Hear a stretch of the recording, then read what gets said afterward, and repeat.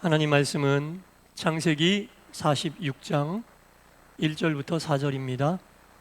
창세기 46장 1절부터 4절 말씀을 한 절씩 교독하겠습니다. 이스라엘이 모든 소유를 이끌고 떠나 브엘세바에 이르러 그의 아버지 이삭의 하나님께 희생 제사를 드리니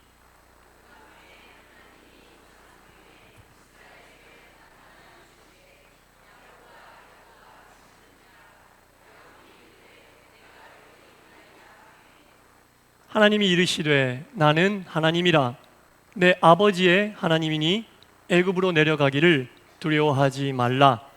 내가 거기서 너로 큰 민족을 이루게 하리라.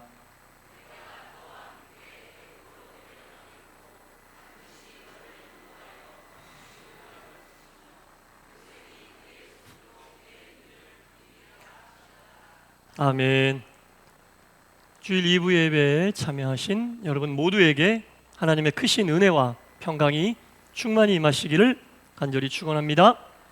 네. 현대를 살아가고 있는 사람들, 굉장히 마음에 큰 어떤 돌을 하나 올려놓는 것 같은 어떤 마음의 상처 내지는 분노 이런 것들이 한두 가지씩은 다 있는 것 같아요. 저 없을 것 같죠? 저도 있어요. 그래서 분노나 상처 이런 거 없는 사람 한 명도 없는데요. 가만히 생각을 해봤습니다. 얼마나 요즘에 이게 그 현대인들에게 중요한 내용인지 그 신학에도요 치유 신학이라는 게 있어요. 내적 치유 신학 이런 게 있거든요. 그래서 이 분노, 상처 이런 것들은 반드시 치유돼야 되는데요. 여러분 우리가 누군가에게 분노하고 있다. 잘 생각을 해보면요. 내 마음의 주도권을 누군가에게 줘버린 거예요. 그러지 않아요? 내가 누군가에게 분노한다. 내 마음의 주도권을 누군가에게 줘버린 거예요. 내 의지와 관계없이 내 마음의 주도권이 이미 다른 곳으로 가버렸다. 당신 때문에 정말 화가 난다. 분노한다. 내 감정을 통제할 권리를 그 사람에게 줘버린 겁니다. 내 뜻대로 되지 않는 내 마음의 이 통제권을 누군가에게 줬다면 가져가야 되지 않겠어요? 치유라고 그래요. 그거를 내가 내 마음과 감정을 움직일 수 있는 그것을 영적 치유라고 그러거든요. 그 치유할 수 있는 방법 하나밖에 없습니다. 하나님의 은혜로 덮는 것밖에 없습니다. 분노는 은혜로 덮을 수밖에 없어요. 내가 분노하고 있는 대상을 용서할 수가 없어. 내 마음에 안 드니까 용서할 수가 없어. 그때는 공정성도 따질 필요 없고 공평함도 따질 필요 없어요. 오직 은혜로 그것을 덮어야 됩니다. 그러지 않으면 용서가 안 되는 거예요. 오직 은혜로, 은혜만이 용서할 수 있는 길입니다. 용서하는 사람은 공평하고 공정하고 따지면 용서할 수가 없어요. 오직 하나님의 은혜로 덮어내야 한다라는 겁니다. 히브리서 12장 15절에 이런 말씀이 있어요. 너희는 하나님의 은혜에 이르지 못하는 자가 되지 말아라. 하나님의 은혜에 이르지 못하는 자가 되지 말아라. 만약에 하나님의 은혜에 이르지 못하면 쓴뿌리가 네 속에서 계속 나올 것이다. 그 쓴뿌리는 나에게도 영향을 주지만 주변 사람들에게도 영향을 주는 거예요. 제 말이 아니라 하나님 말씀입니다. 히브리서 12장 15절. 하나님의 은혜에 이르지 못하는 자가 되지 말아라. 신앙생활하고 교회 다니고 다 하는데 하나님의 은혜에 이르지 못하면 쓴뿌리가 나온다는 거지. 거꾸로 얘기하면 쓴뿌리가 없는 삶을 살려면 하나님의 은혜에 이르러야 된다. 공평함도 덮을 수 있고 공정함도 덮을 수 있고 모든 것을 덮을 수 있는 것은 하나님의 은혜밖에 없다.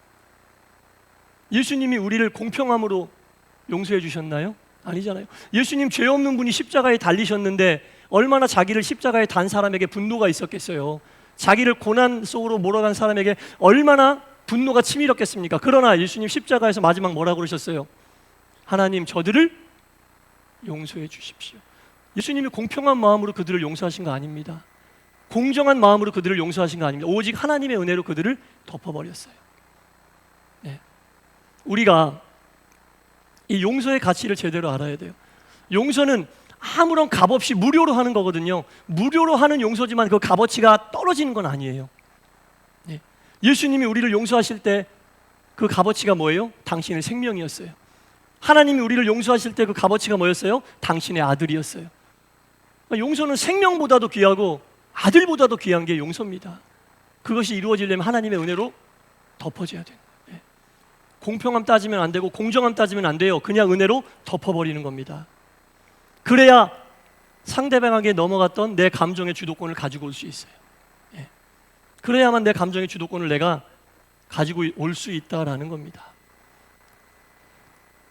죄 없는 예수님이 공평함과 공정함이 아닌 하나님의 은혜로 자신을 십자가에 못 박은 사람들을 용서했듯이 우리에게도 하나님의 은혜가 필요한 때다라는 겁니다. 얼마나 세상이 복잡하고 얼마나 복잡다단합니까? 많은 일들, 많은 사람들하고 부대끼며 살아가고 있지 않아요? 분노할 일들 많고 감정 상할 일들 많이 있지만 하나님의 은혜로 덮음을 받으면 우리가 쓴뿌리를 제해버릴 수 있다는 겁니다. 예. 우리 속에 있는 쓴뿌리를 제해야지 나도 살고 주변 사람들도 산다는 거죠. 예. 하나님의 은혜로 모든 것을 덮을 수 있는 믿음의 길을 갈 수 있기를 간절히 바랍니다. 네, 저도 다짐하고 결단합니다. 네. 자, 아브라함의 아들이 누굽니까?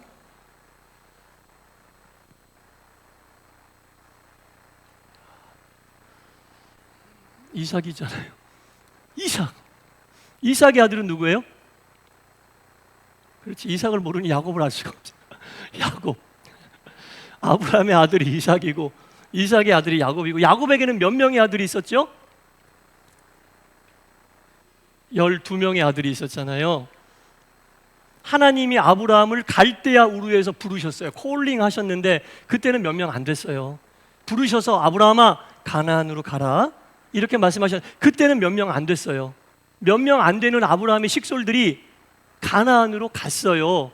가나안에서 이삭도 낳고 야곱도 낳고 야곱이 12아들들도 낳고, 그러면서 아브라함으로 시작된 그 식솔들이 70명 정도 됐어요. 70명 정도 됐을 때 하나님이 다시 한번 이 아브라함의 후손 야곱의 식솔들에게 애굽으로 옮겨라 이렇게 말씀하셨어요. 왜냐하면 그때 가나안에 가뭄이 들었거든. 흉년이 들었는데 먹을 게 없어. 애굽에는 먹을 게 있어. 누구 때문에? 하나님이 세우신 요셉 때문에 먹을 게 있었잖아요. 그래서 야곱의 식솔들 70명이 애굽으로 옮겨가는 거예요.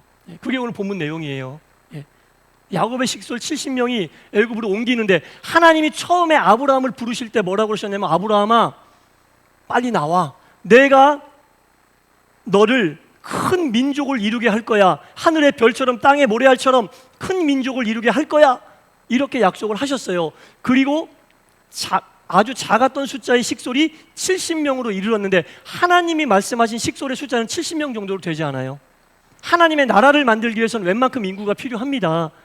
그런데 하나님은 그 인구를 증산하는 일을 어디서 하기를 원하셨느냐? 애굽 땅에서 하기를 원하셨어요. 가나안 땅에서 하기를 원치 않으시고 애굽 땅에서 그 일을 하기를 원하셨다는 겁니다. 여러분, 하나님이 약속하신 곳에서는 약속한 역사만 일어나요. 애굽 땅에서 하나님이 약속하신 하늘의 별과 같이 바다의 모래알과 같이 아브라함의 후손들의 수를 많이 늘리려고 했는데 그 기간이 430년 걸렸고 그 숫자는 70명이 옮겨갔는데 200만 명이 됐어요. 하나님이 말씀하신 숫자가 애굽 땅에서 이루어진 겁니다. 그럼 어떻게 해야 돼? 그 다음 단계로 넘어가야 되잖아요. 그 다음 단계로 넘어가야 됩니다. 그래서 하나님이 이스라엘 백성들을 출애굽시키시는 거예요. 다음 단계로 옮겨서 다음 단계의 역사를 나타나게 하려고. 애굽 땅에서 일은 다 끝났어요. 다 끝났으면 나와야 되잖아요. 여러분 이거 분명히 아셔야 돼요. 그곳에서 역사하시는 일은 그것 하나고 또 다른 곳에서 또 다른 역사가 있어요. 그곳에서 역사하실 일이 끝났는데 계속 거기에 있으면 안 되는 거예요.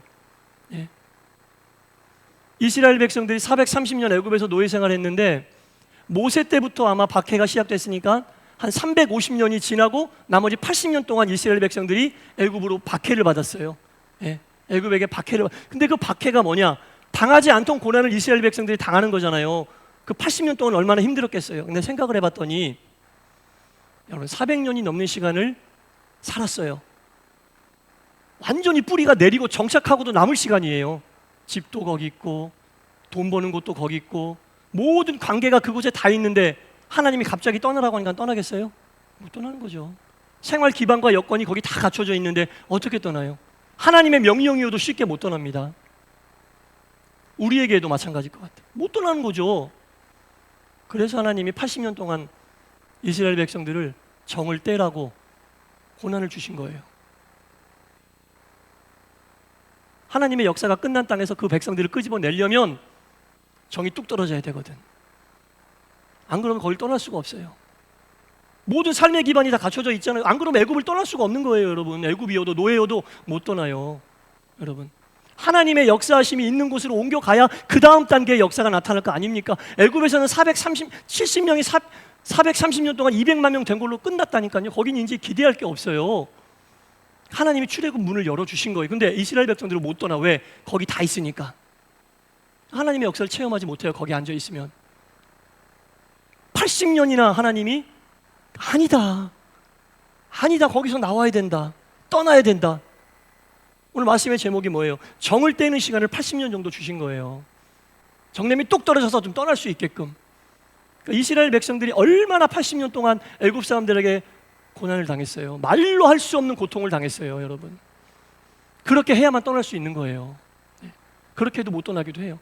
나를 발목 붙잡고 있는 그 다음 단계 신앙으로 점프할 수 없게 만드는 삶의 여건이 여기 다 있는데, 편한 게 여기 다 있는데 어떻게 여길 떠나냐. 하나님 명령이어도 못 떠나죠.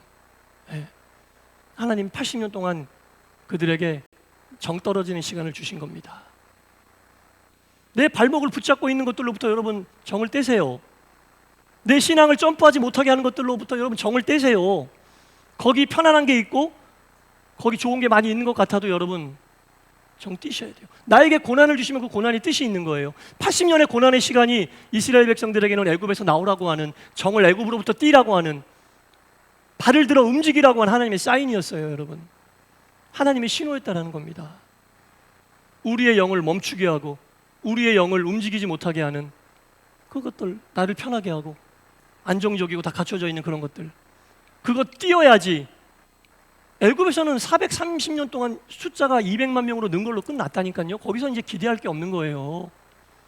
그 다음 역사는 다음 곳으로 가야지 나오는 거예요. 왜 계속 거기서 머물러서 편하니까 앉아있고 환경이 여기 다 좋으니까 앉아있고, 그럼 점프할 수 없어요. 출애굽에 동참할 수 없어요, 여러분.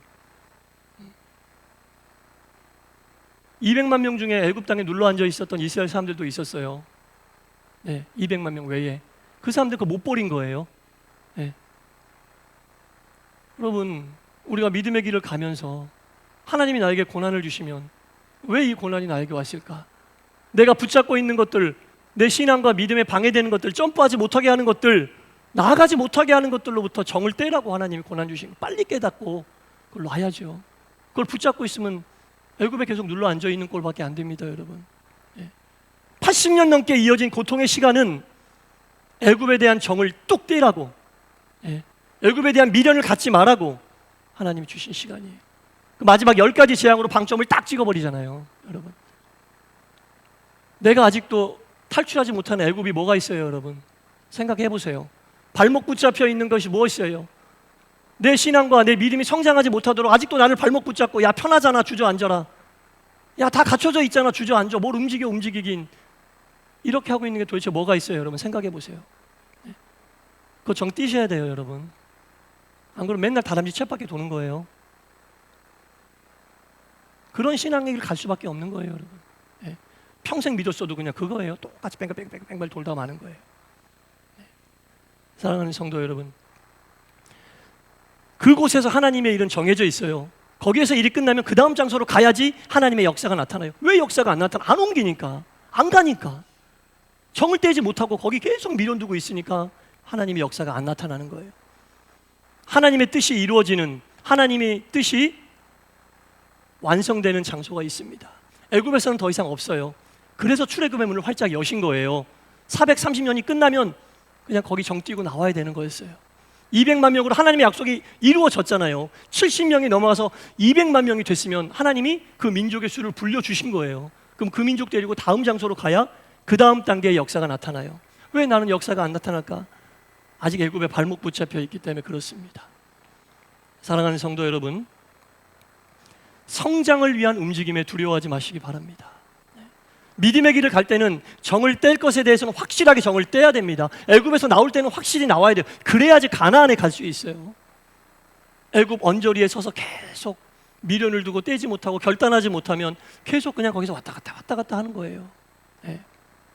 바라고 원하기는 우리 농산교회와 도동산의 모든 성도 여러분, 여러분들을 붙잡고 있는 애굽으로부터 탈출하시기 바랍니다. 그게 영적인 출애굽이에요.